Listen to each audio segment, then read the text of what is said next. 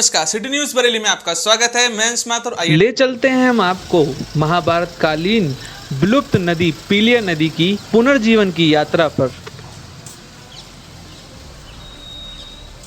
बरेली में कभी एक नदी बहती थी जिसका नाम था पीलिया।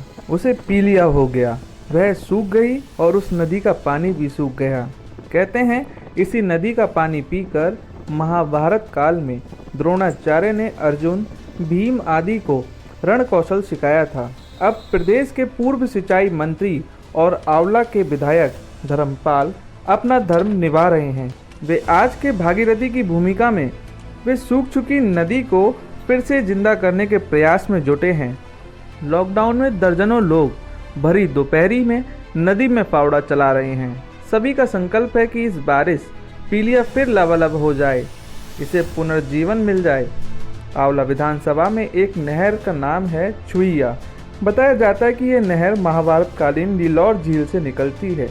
आगे चलकर यह सोना, पलधा, केसरपुर, कल्याणपुर होते हुए आलमपुर कोट पहुंचती है। वहां यह पीलिया नदी का रूप ले लेती है, लेकिन यह ऐतिहासिक नदी अब बरसाती नाला बनकर रह गई है।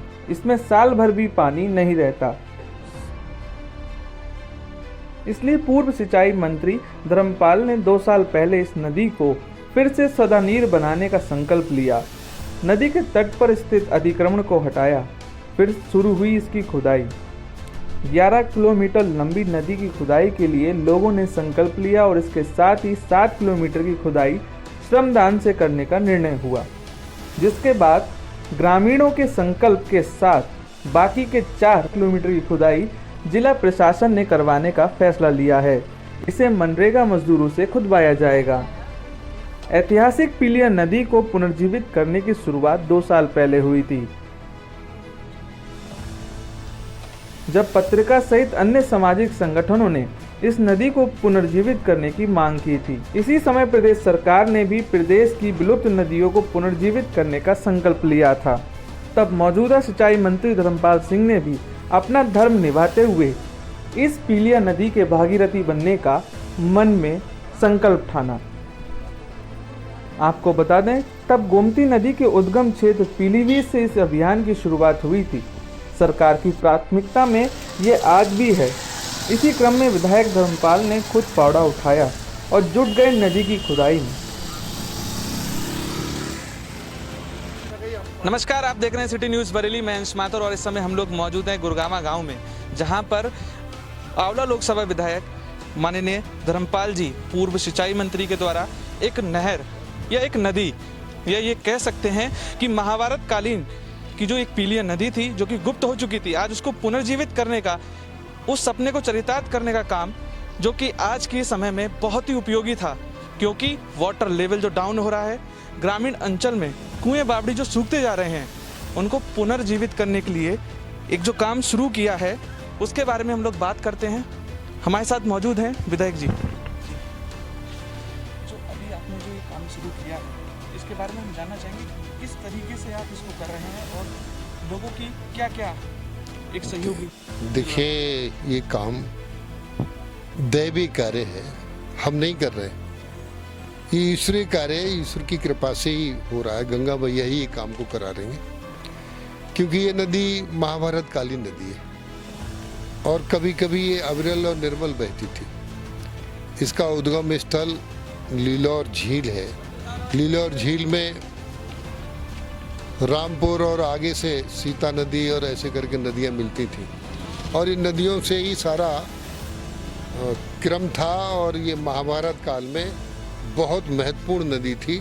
और ये नदी यहाँ से आगे जाकर अरिल में मिल जाएगी और अरिल जाके आगे पहुंचकर रामगंगा में मिलेगी और रामगंगा फर्रुखाबाद में गंगा में मिल जाएगी।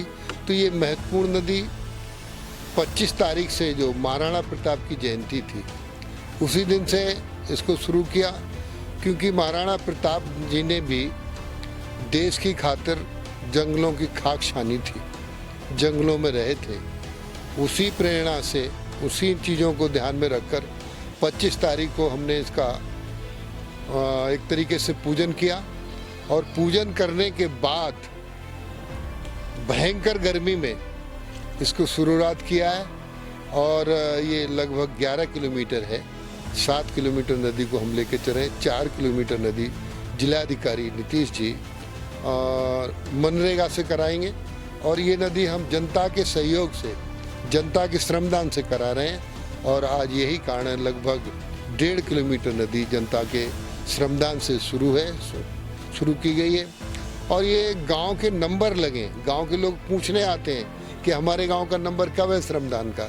बड़ी खुशी की बात यह है, हम उन किसानों को भी बधाई दे रहे हैं। तो लगभग कितने गांव इसमें जो आ रहे हैं जिनको ये फायदा सीधे तौर पे पहुंचने वाला है? इसके आसपास लगभग 40 गांव हैं, जो 40 गांव के पास ये नदी घूमती है। 40 गांव के किसानों को लाभ होगा, सिंचाई के साधन होंगे, क्योंकि ग्राउंड वाटर खत्म होता जा रहा है, जमीन के अंदर पानी रह नहीं गया और यही स्थिति रही। हम जमीन के अंदर पानी निकालते रहे और उसमें पानी नहीं रहा तो पानी का टोटा हो जाएगा।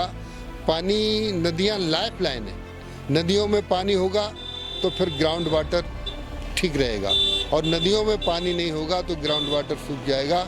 दिल्ली में ग्राउंड वाटर ख़त्म हो रहा है, बंगलौर में ग्राउंड वाटर ख़त्म हो रहा है, अन्य भी जगहों पे ग्राउंड वाटर ख़त्म हो रहा है और अपने यहाँ भी जून में जो पानी है ज़मीन के अंदर बहुत नीचे चला जाता है और बड़ी मुश्किल से पानी प्राप्त होता है।